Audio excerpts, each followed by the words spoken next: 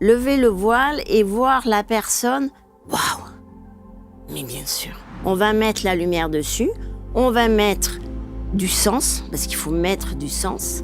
Parce qu'en mettant du sens, tout devient fluide. La vie vous rattrape, hein.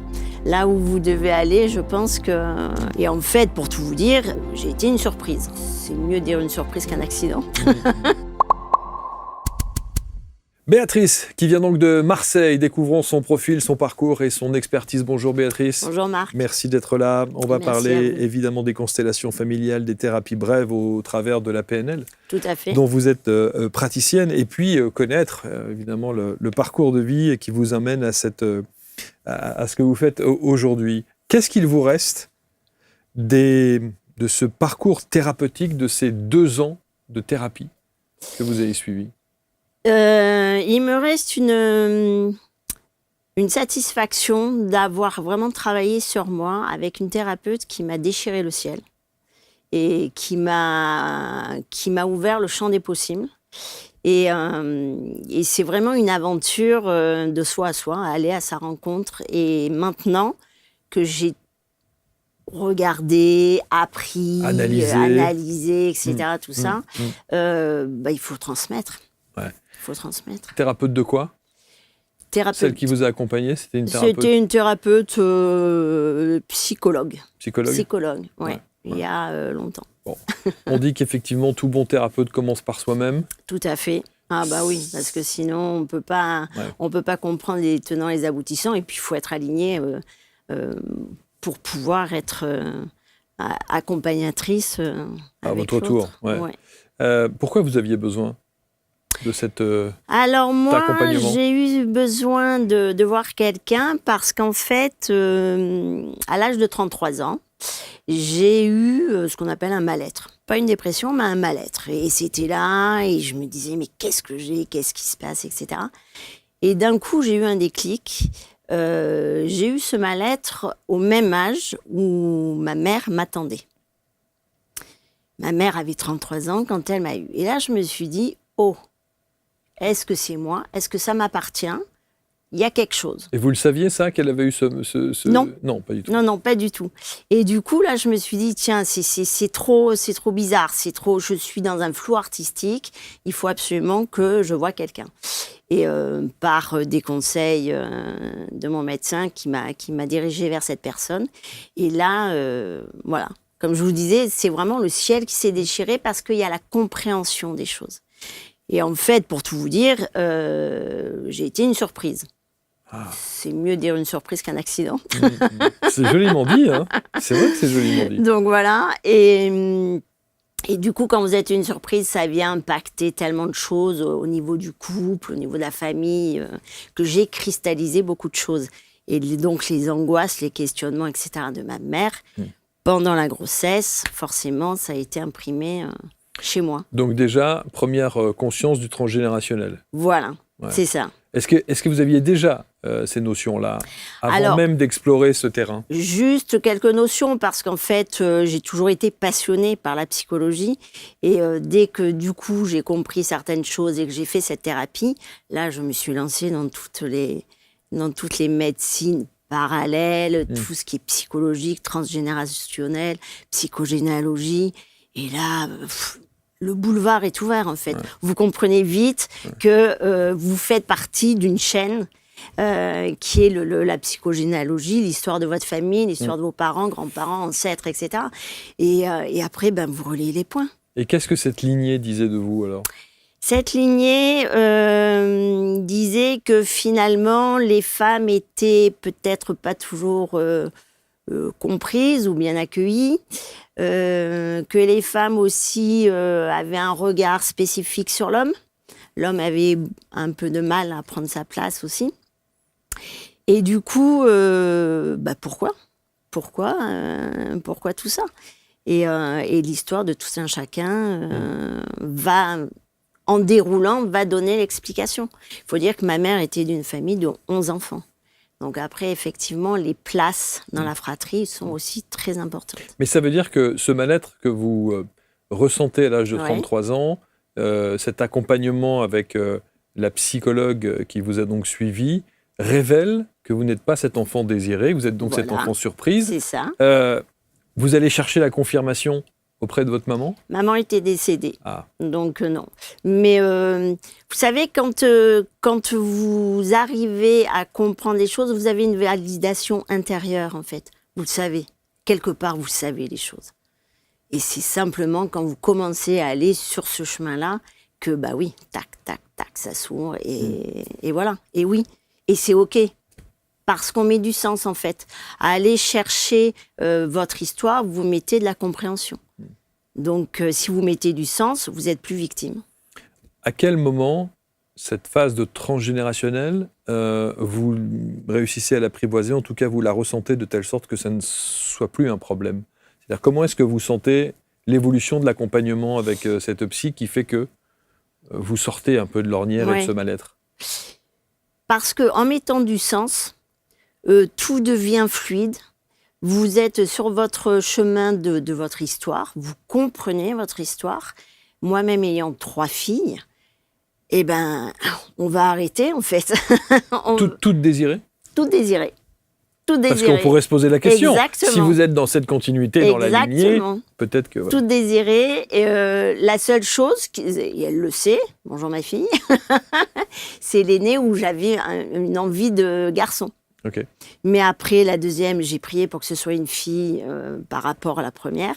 Et la troisième, j'ai dit, ah non, il me faut encore une fille. Ah, super. C'est fou. Ouais.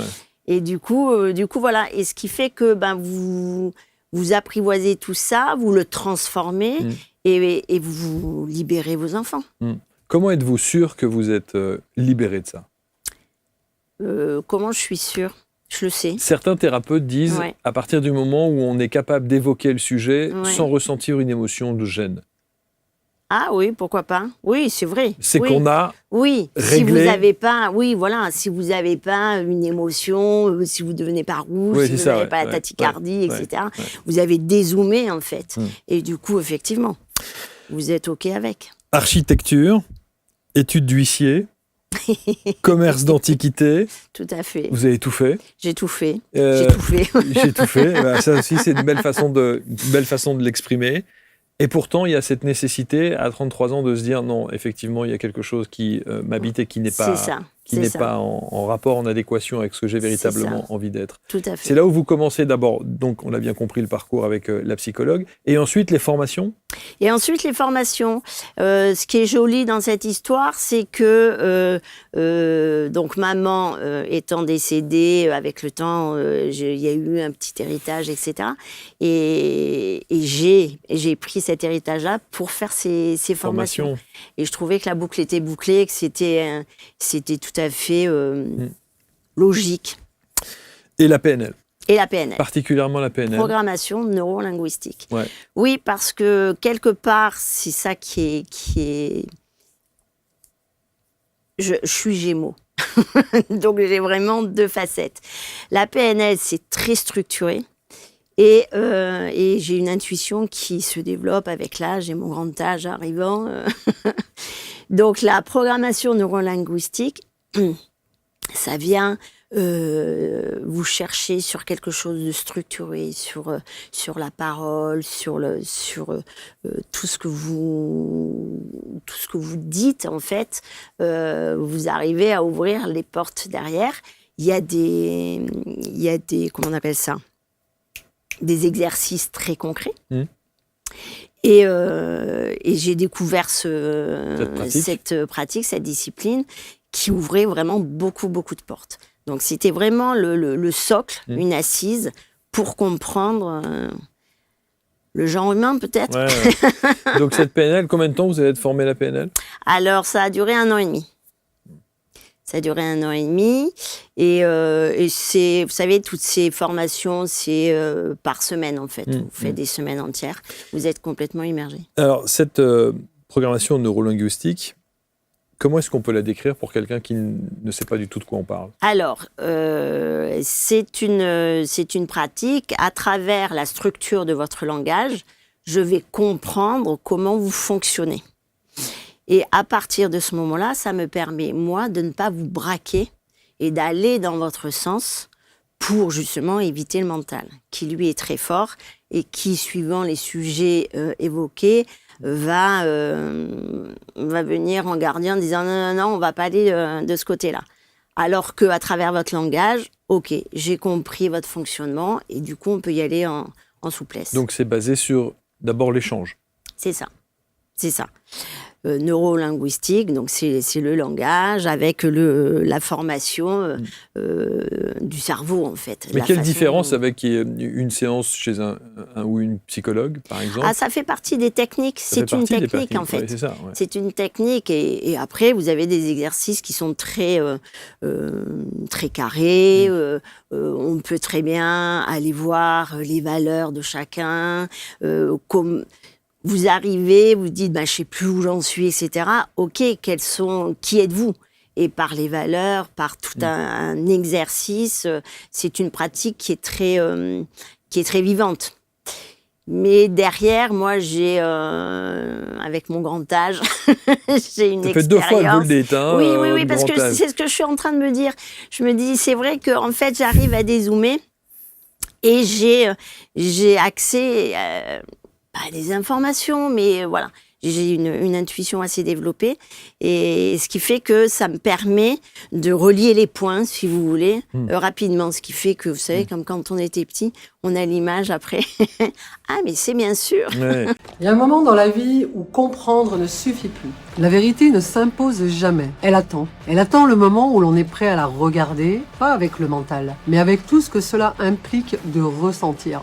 Vous attirez à vous beaucoup trop souvent des comportements, des situations, des symptômes que vous n'avez pas choisis. Et si cet été, tu commençais par venir prendre des vacances avec toi-même? Et si je te disais que l'astrologie n'était pas du tout ce qu'on t'avait dit qu'elle était? Tout sera là, tout sera devant tes yeux. Un week-end exceptionnel avec ABC Talk. Les 4 et 5 juillet prochains dans la merveilleuse ville de Lyon. C'est un week-end qui va déménager dans le bon sens du terme.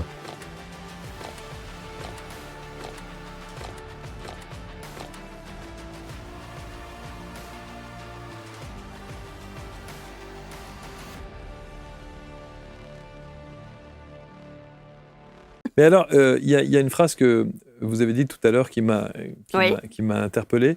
Vous dites, au travers donc de cet échange que j'ai avec mon client, en règle générale, je vous écoute et je peux aller dans votre sens. Oui. Ça veut dire quoi, aller dans le sens de celui qui est en face de vous ou celle qui est en face de vous? C'est-à-dire que je vais reprendre les mêmes termes. Je ne vais pas aller choquer le mental, qui lui est le gardien de attention, voilà, du phare. Je ne vais pas parler de ceci ou de cela parce que ça va venir me chercher émotionnellement ou autre. Alors que si vous allez dans le sens de la personne avec ses termes et autres, tout va bien, elle n'est pas stressée et en fait c'est comme ça qu'après oui effectivement vous m'avez dit ça, ça me fait penser à ça. Ok. Donc, on peut aller tranquillement par les chemins de traverse et on ne prend pas la cime de plein fouet. En frontal, voilà. C'est ça. Donc, on a bien compris que l'échange est absolument essentiel, la discussion, Tout à fait. évidemment. C'est une discussion qui peut se faire à distance aussi? Tout à fait. Ouais.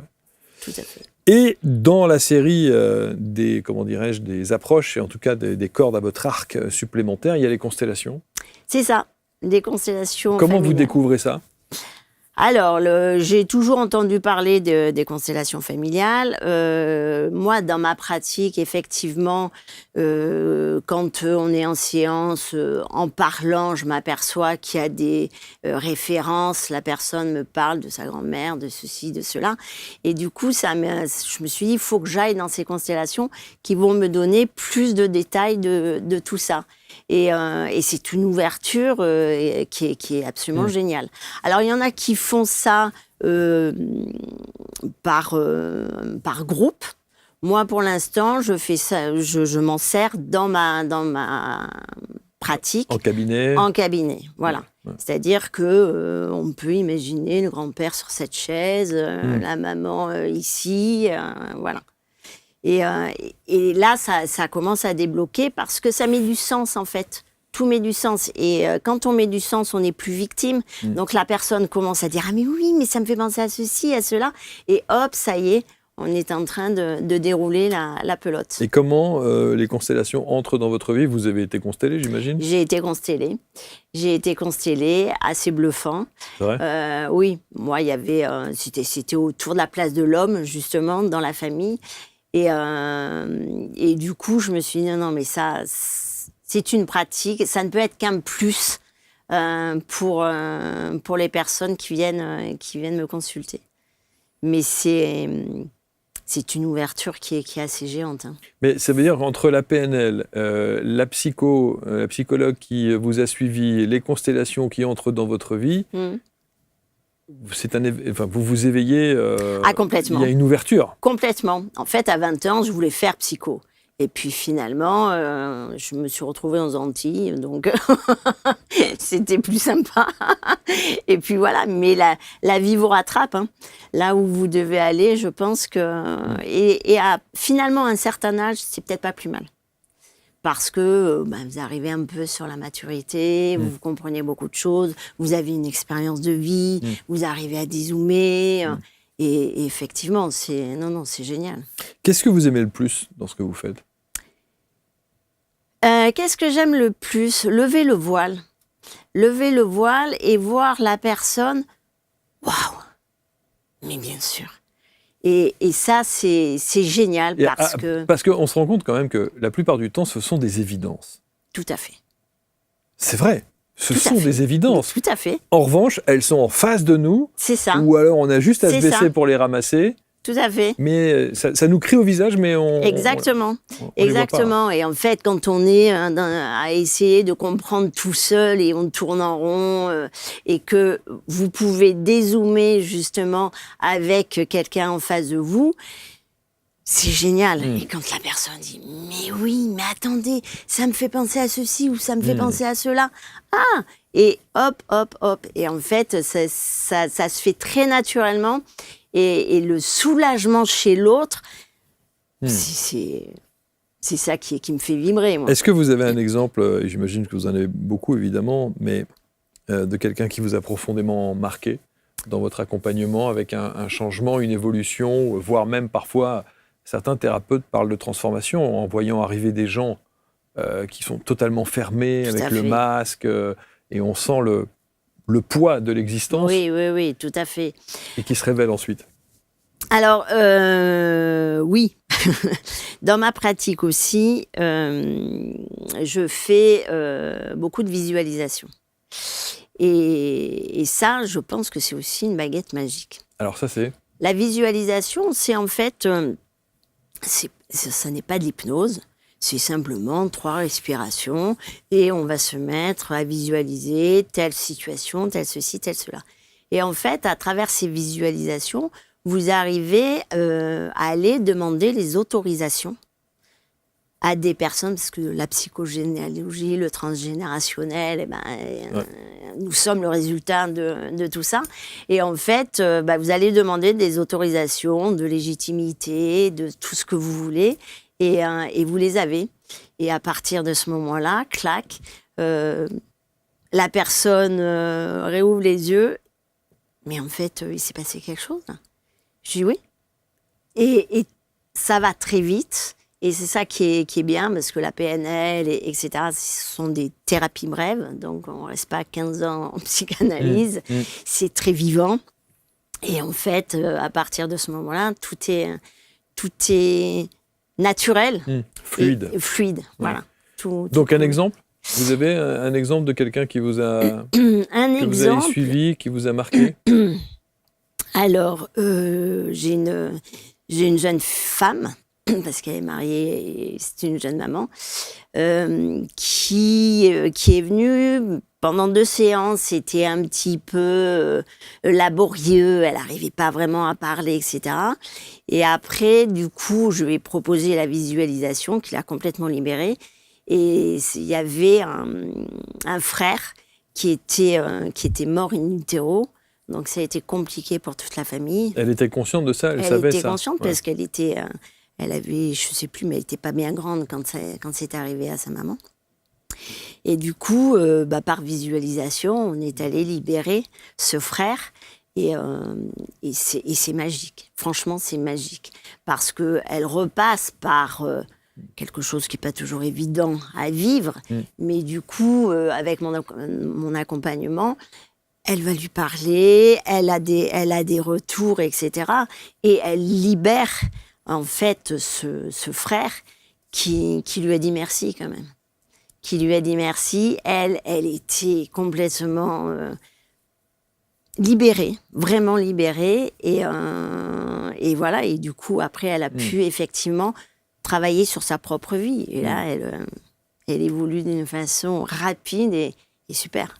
Vous nous avez confié, Béatrice, alors vous avez 3 filles, et vous nous avez confié que la lignée féminine, visiblement, était, voilà, pas problématique, mais en tout cas, il y avait des situations qui n'étaient pas simples. Est-ce que vous avez eu peur, à un moment donné, en découvrant ça, qu'il y ait une répercussion sur vos filles et qu'il y ait quelque chose une continuité, ou est-ce que vous avez cassé, vous pensez, la chaîne de ces schémas répétitifs? Oui, quand on met la lumière sur ce qui ne va pas, sur ce qui bloque, sur les schémas répétitifs qui ne sont pas forcément positifs, vous mettez la compréhension. Et à partir de ce moment-là, c'est réglé. Parce que si vous comprenez quelque chose, vous allez pouvoir aller le régler, voir ce qu'il en est, etc. Et en fait, c'est comme la psychogénéalogie.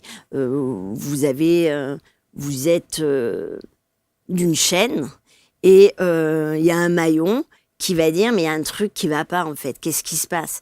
Et du coup, à partir de ce moment-là, vous mettez la compréhension là-dessus, et ce maillon va sortir de la répétition, va continuer l'histoire. C'est pas une trahison, c'est au contraire continuer, alléger. Et à partir de ce moment-là, vous allégez vos descendants. Ça, c'est évident. Donc du coup, vos filles n'ont pas de problématiques? D'autres. Est-ce qu'il y a d'autres outils que vous aimeriez approfondir, qui pourraient venir en complément de tout ce que vous mettez déjà en place? Non, je pense pas. Pour l'instant, c'est bon parce que finalement, avec cette intuition qui se développe, c'est vrai que ça va très vite. Et voilà, donc je pense, oui, j'ai plusieurs exemples en tête, si je peux. Bien sûr. J'ai eu quelqu'un, c'était la légitimité. Ok, qu'est-ce qui fait que vous ne vous sentez pas légitime, etc. Et en fait, en creusant un petit peu sur la lignée des femmes, effectivement, il y avait un problème de légitimité parce que des femmes abandonnées, des enfants abandonnés, etc.